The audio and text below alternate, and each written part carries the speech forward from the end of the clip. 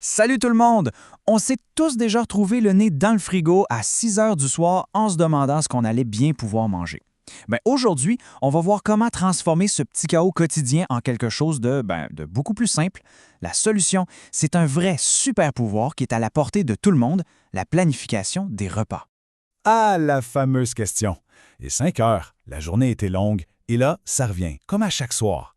C'est le début de ce que j'appelle la panique du souper. C'est pas mal universel, on s'entend, hein? Parce que sans plan, on se tourne souvent vers les mêmes affaires. On commande, puis ça pèse sur le budget. Ou on se fait quelque chose de rapide, mais pas super santé.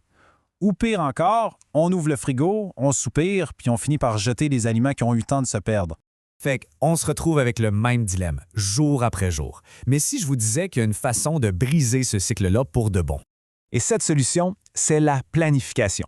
Juste en investissant un petit peu de temps, on peut littéralement révolutionner son quotidien. Bon, c'est beau de dire ça, mais concrètement, qu'est-ce qu'on y gagne? Les avantages sont immenses. On parle de 3 gros piliers. Premièrement, le temps. Imaginez des épiceries plus vite, plus efficaces, sans rien oublier. Ensuite, l'argent. Moins d'achats impulsifs, moins de gaspillage, puis des repas maison qui coûtent pas mal moins cher que le resto. Et finalement, puis c'est peut-être le plus important, notre santé. On contrôle ce qu'on met dans notre assiette, moins de sel, moins de sucre, moins de gras. Parfait! Mais on commence où? Comme pour n'importe quelle bonne construction, ça prend une fondation solide. En cuisine, cette fondation-là, c'est notre garde-manger. Et la fondation, elle se divise en 3 zones. Le garde-manger pour le sec, le frigo pour le frais et le congélo pour le long terme. L'idée, c'est pas d'avoir de tout, c'est d'avoir les bons essentiels à la bonne place.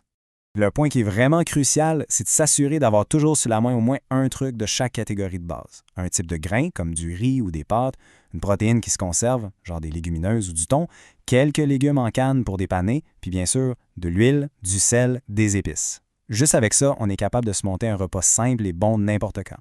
Une fois que notre base est solide, on passe au cœur de la stratégie, on prépare le plan pour la semaine qui s'en vient. Et là, on respire. Pas de pression. C'est super important de se souvenir de ça. Il n'y a pas de méthode parfaite. On peut commencer petit en planifiant juste 2 ou 3 soupers. Après, on s'ajuste. La flexibilité, c'est vraiment la clé pour que ça dure. Le processus est assez simple. 1. L'inventaire. On regarde ce qu'on a déjà pour ne pas acheter en double. 2. Les rabais. On regarde les circulaires. Ça nous guide puis ça nous fait économiser. 3. Les recettes. On choisit nos plats, peut-être un mélange de classiques et de nouveautés pour pas cette année. Et finalement, 4. On assemble tout ça dans un menu pour la semaine. Le plan est fait, la liste est prête, on passe en mode mission épicerie. Le but, à être efficace puis stratégique. Voici un chiffre à retenir, 12 %. Selon une enquête de Protégez-vous, c'est l'économie moyenne qu'on peut faire juste en choisissant les marques maison à la place des grandes marques nationales. C'est une petite habitude qui, au final, fait une grosse différence sur la facture. Et ça illustre parfaitement à quel point le choix d'épicerie est important.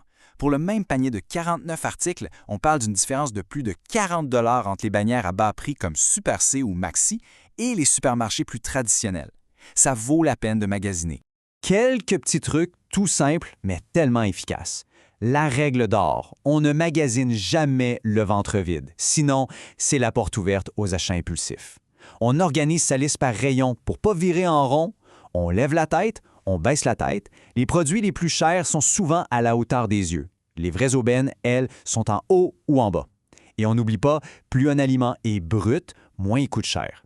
Et la mission n'est pas tout à fait terminée. De retour à la maison, il y a un geste super important à faire. On range les nouveaux produits derrière ceux qu'on avait déjà. C'est le principe du premier entrée, premier sorti. C'est la meilleure façon de faire une bonne rotation et de s'assurer de ne rien perdre. On arrive maintenant à la touche finale, l'étape qui vient boucler la boucle de la planification intelligente, le zéro gaspillage. La question qui tue. Parce que même avec le meilleur plan au monde, il y a toujours des restes, des légumes un peu fatigués, un fond de pot. Alors, on fait quoi avec ça? On les transforme. Des carottes ou un céleri qui ont l'air un peu mou? Pas de problème. On peut les transformer en une super bonne soupe, un potage réconfortant ou un sauté plein de couleurs. Rien ne se perd. Le pain de l'avant-veille est un peu sec, c'est parfait. On le passe au four pour en faire des crotons pour la salade ou une chapelure maison qui est 100 fois meilleure que celle du commerce. Et le restant de poulet rôti d'hier, il devient la star d'une salade repas, d'une bonne omelette ou d'un sandwich gourmand pour le lunch du lendemain. C'est ça la créativité anti-gaspi. On termine avec cette réflexion. Tout ça peut avoir l'air d'un effort, mais pensez-y une seconde. Et si ces quelques minutes investies chaque semaine redonnaient non seulement de l'argent et une meilleure santé, mais surtout des heures de paix d'esprit? Je pense bien que la réponse se trouve dans votre prochaine liste d'épicerie.